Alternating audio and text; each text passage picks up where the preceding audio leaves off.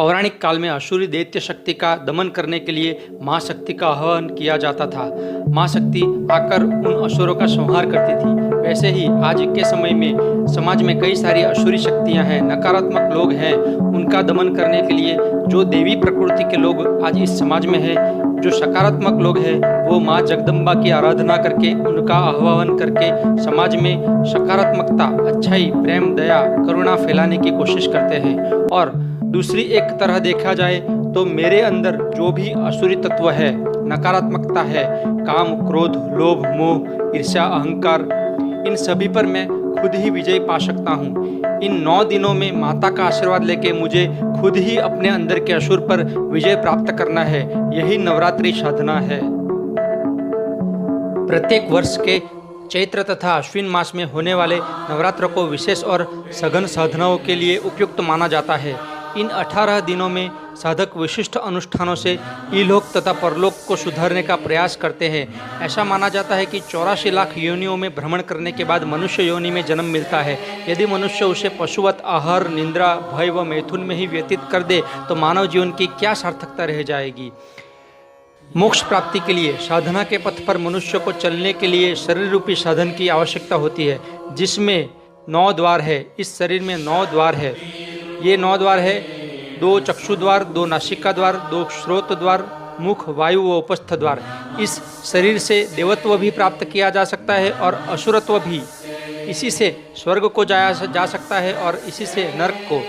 यही सन्मार्ग की ओर ले जाता है, यही कुमार्ग पर। इंद्रियों की साधना हमें ऊर्ध्वगामी बना देती है और इनका अनियंत्रण हमें अधोगामी बनाता है। भगवान कृष्ण ने गीता में कहा है, जैसे कछुआ आवश्यकता पड़ने पर अपने अंगों को समेट लेता है, वैसे ही जब पुरुष अपनी इंद्रियों को उनके विषयों से समेट लेता है तब उनकी बुद्धि स्थिर होती है। पुराणों के अनुसार लक्ष्मी जी का कहना है कि जो मनुष्य पवित्र, इंद्रिय से संयमी, निर्मल, अतिथि की सेवा करने वाला, उचित आहार करने वाला, उसी के पास मेरा निवास है।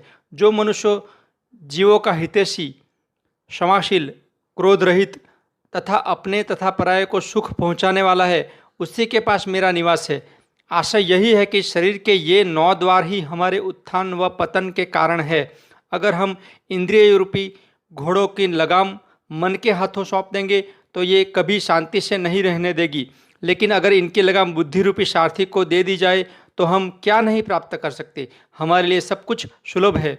इस शरीर रूपी महल के 9 दरवाजों की साधना हमें परमात्मा के दर्शन करा सकती है, महालक्ष्मी की कृपा प्राप्त करा सकती है। नवरात्रि में इन्हीं की साधना की जाती है। 9 दिन माता रानी के इन्हीं 9 रूपों से प्रार्थना के लिए है कि हम अपने विकारों पर विजय पा सके। माता रानी के 9 रूपों से हम प्रार्थना करते हैं कि 9 द्वार जो है उन पे हम किस तरह नियंत्रण पा सके। आप हमें आशीष दे।